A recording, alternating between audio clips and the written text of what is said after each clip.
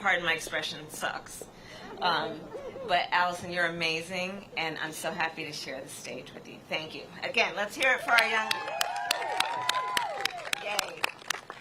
Hi, Asheville! How is everybody? Hi. It's so good to be with you guys. You know, Mayor, I want to thank you just for all that. We were supposed to be here last week, and it was so important that we came, and so we recreated the schedule to be with you. But I want to thank the mayor in front of everybody for the work that you've been doing, both as a leader here in Asheville, but in North Carolina, and also in the support that you've given for Joe Biden and myself. So thank you. If we can hear it from Mayor Manheimer. And the Chancellor, who is here and who gave me such a wonderful and warm welcome. Thank you for all that you do in just nurturing and growing the minds of our incredible future and current leaders. Thank you. Just hear it from the Chancellor. Thank you. And to the members of the North Carolina General Assembly, I want to thank you all for your leadership and what you're doing. We have the Chief of the Eastern Band of Cherokee Indians, Richard Sneed.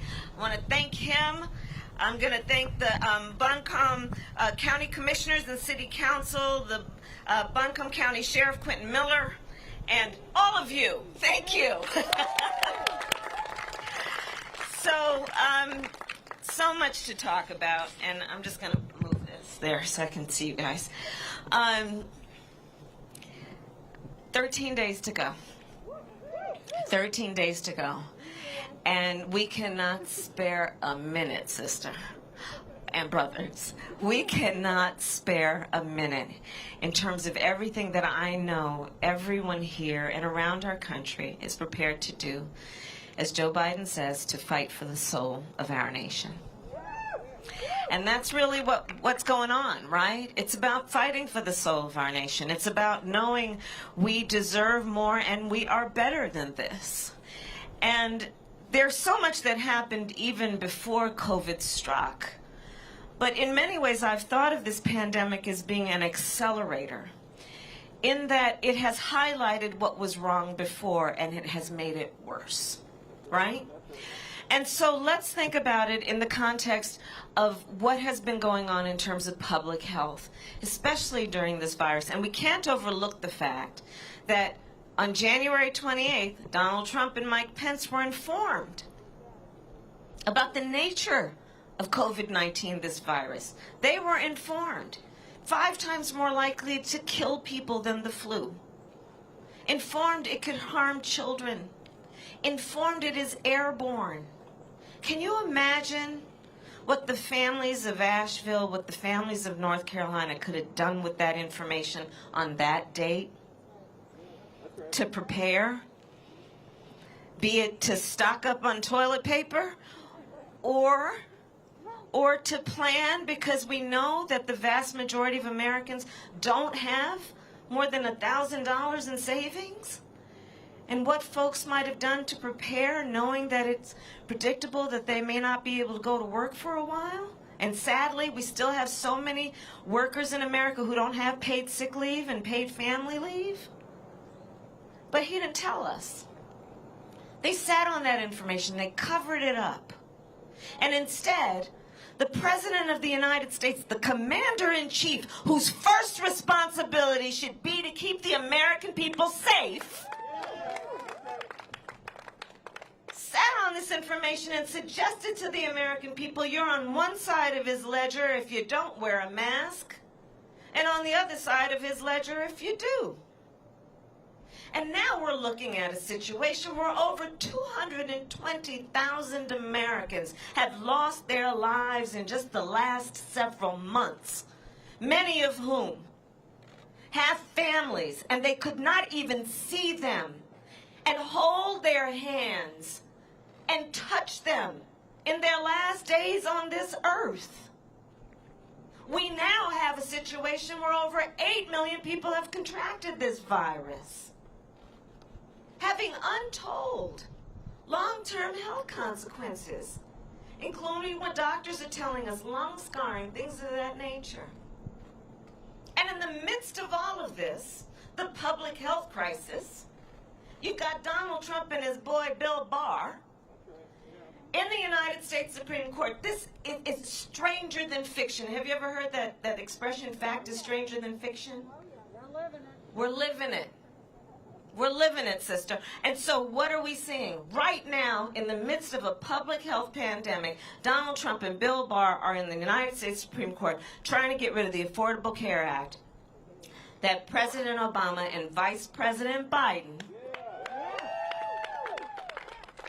made happen, that brought health care to over 20 million Americans. And if they are successful, it is estimated at least 23 million Americans will lose their coverage. You know, there's this weird thing, I think, actually, about a couple, but this thing about Donald Trump, this weird thing, he's got this weird obsession with wanting to get rid of whatever President Obama and Vice President Biden created. It's just this weird obsession, right? So the other thing is that if he's successful in getting rid of the Affordable Care Act, remember, it put in place protections for people with pre-existing conditions.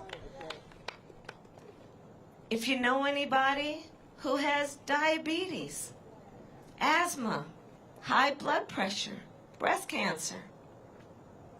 And now we're talking about 8 million people who have a pre-existing condition called COVID. And they're trying to get rid of it.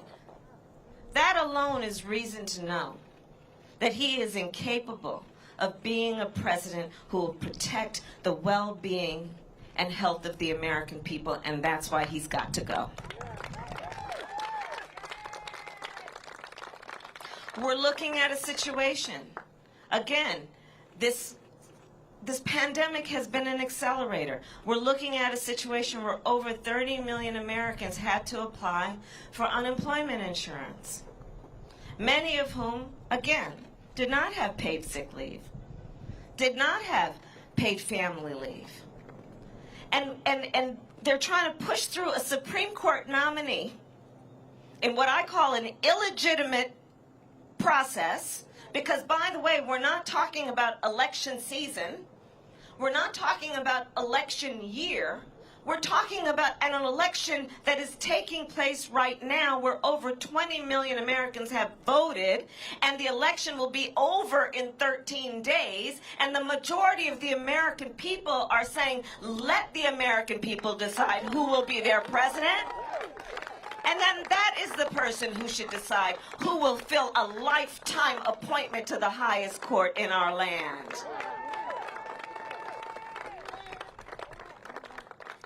But yet they're trying to push through this nomination. I serve, as Allison told you, on the Judiciary Committee. I will say publicly I will oppose her confirmation for a number of reasons that include the illegitimacy of the process, that include the right of women to make decisions about their own body and their own reproductive health care,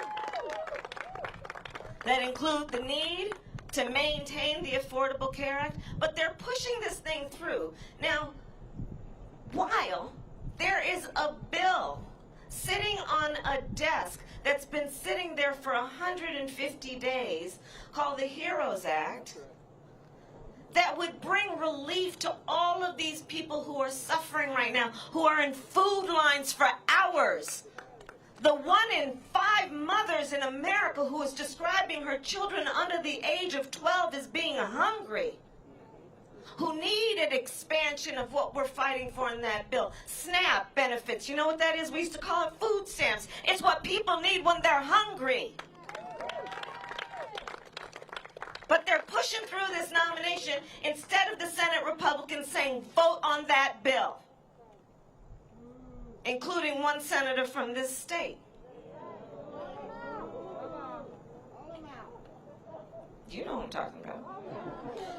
So this is what we're seeing, and this is why we need Joe Biden to be elected president of the United States. Because on the one hand, you have Joe Biden, who was one of the creators and one of the reasons that we have the Affordable Care Act, who will make a commitment, has made a commitment to you, North Carolina and the American public, that he will expand coverage that he will expand health care, bring down the cost of premiums, bring down the cost of prescription drugs, lower Medicare eligibility to age 60. He is saying, I will expand health care, understanding for too long we've been pretending health care is about a body that starts from the neck down, but we need to also deal with health care from the neck up. That's called mental health care. And on the other hand, you have Donald Trump, who's trying to sue to get rid of it. On the one hand, you have Joe Biden, who says, you want to talk about how we measure the success of the economy? Well, we measure the success of the economy based on the health and well-being of working families in America. On the other hand, you have Donald Trump, who passed a tax bill benefiting the top 1% and the biggest corporations of America, which will lead to a $2 trillion deficit. Joe Biden is saying, I'm not going to raise taxes on anybody who makes less than $400,000 a year. He's saying, I'm going to make sure first-time home buyers get a $15,000 tax credit to help them with down payments and closing costs, knowing that home ownership is one of the greatest ways that you create wealth in American families.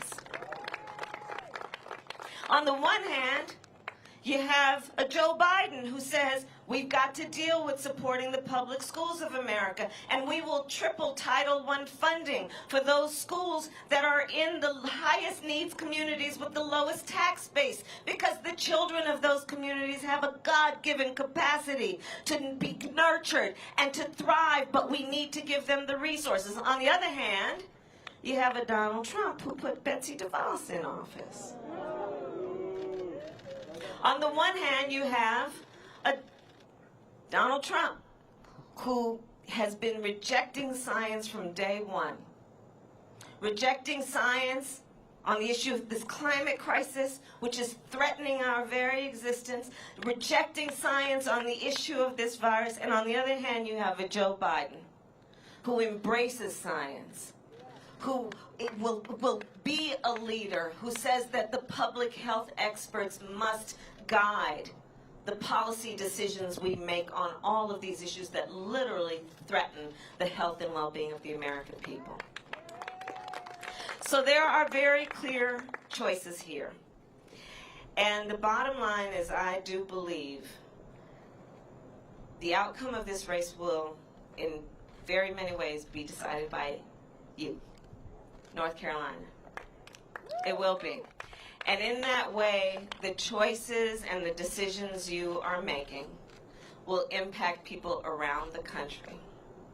In that way, what you are doing to vote, and vote early, is going to impact people that you may never meet and people who may never know your name, but whose life will forever be changed because of what you are doing. And so I'm here in North Carolina, 13 days, back in North Carolina, but 13 days before this election to thank you for what you all have already done and what you're committed to do.